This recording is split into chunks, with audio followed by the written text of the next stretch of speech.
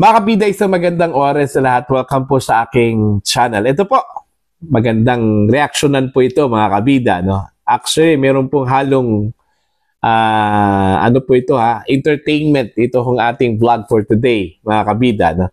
Ito po'y patungkol ho kay General Torre. No? Meron kasing description, ito hong si Secretary Junvic Rimulya, no? Mga kabida. Batay na rin dun po sa nabasa ko pong mga balita, no?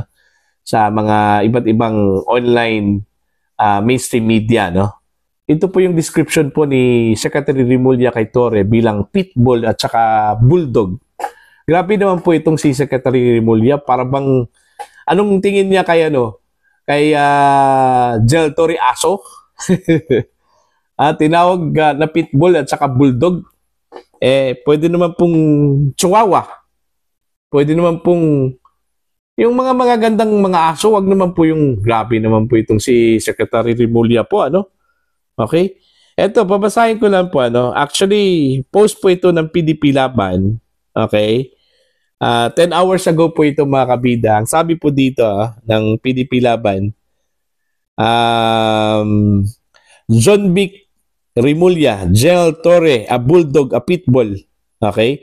DILG Secretary Junvic Rimulya clearly stated in a news article that Major General Nicolas Torre, the newly appointed PNP chief, is a bulldog and pitbull who every Filipino should fear. He is a bulldog, a pitbull everyone should be afraid. When you tell General Torre to attack, he attacks. Ayun.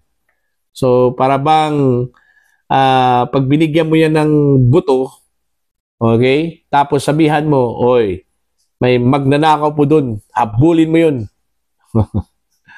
Ayun. So, hahabulin ka talaga ni Torre, Okay? Kagaya ho ng ginawa po ni Torre dun po sa KOJC. Okay? Kay dating Pangulong Rodrigo Duterte, Actually, kung tutuusin natin mga kabida, dalawa lang po yung accomplishments po ni General Torre, Okay? Para bang yung dalawang accomplishments na yun, although mga major accomplishments yun na yung pinagbabatayan po, ni Pangulong Ferdinand Bongbong Marcos para hirangin po itong si Torre bilang bagong hepe po ng pambansang kapulisan po natin, mga kabida, Eto, magbasa lang po tayo ng reaction. Okay? Actually, natatawa lang talaga ako dito ho sa description po ni Secretary Rimulya po kay Torre, mga kabida. Hindi ko talaga may isip na ganito yung kanyang description. Dami hong mga animals po dyan, Mga hayop. Bakit bulldog at saka pitbull yung kanyang description ho dito, Tingin ho niya kay Torre, aso? Okay? Eto po. Pitbull or bulldog are animals na walang utak kundi sumunod sa amo kahit ito ay wala sa batas. Ganyan ka rin, Junvic. Ayan. Ito pa po, it's like tikbalang, look at the face. Wala naman pong ganyanan. Huwag tayong magpersonal po, yung lang, trabaho lang po yung titingnan po natin. Okay? Blackie, behave good. Blackie, sit good. Blackie, eat very good. Ano bang ginawang aso po itong si Torre, Okay ra pitbull si Torre. Basta magtangag lang siya permi sa Phil Construction kay Basin Mahilo. Ano yan? Hindi ko maintindihan. Sabihin mo, kain ka. Kain din yan.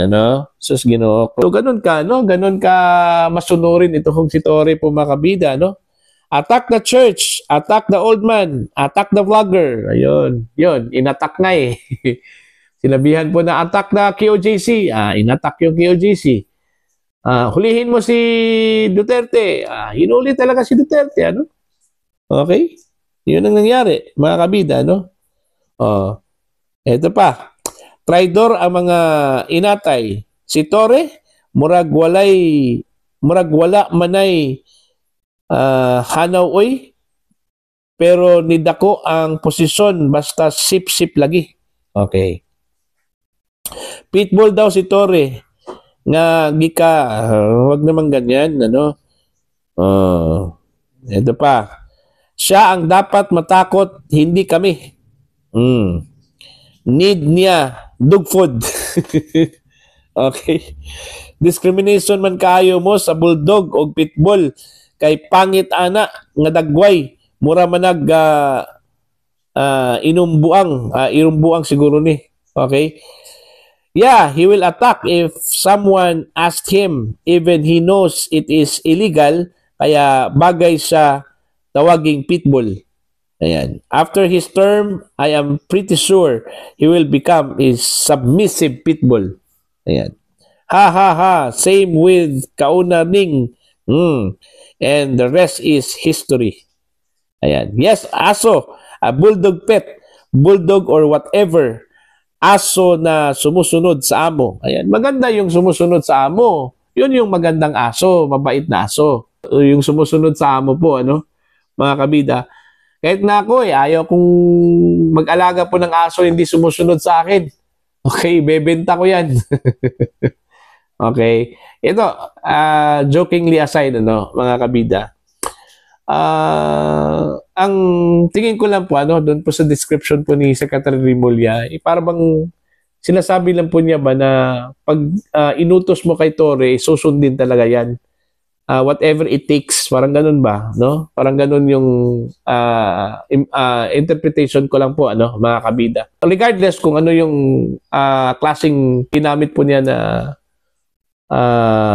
pang-describe dun ho kay Torre, ano? Regardless po yun, pitbull, whatsoever, ano? Basta ang point lang po dun sa kanya kung sinabi, ang parang interpretation ko lang po bawat utos na binigay mo o ibibigay mo kay Torre, susundin talaga yan. Whatever it takes.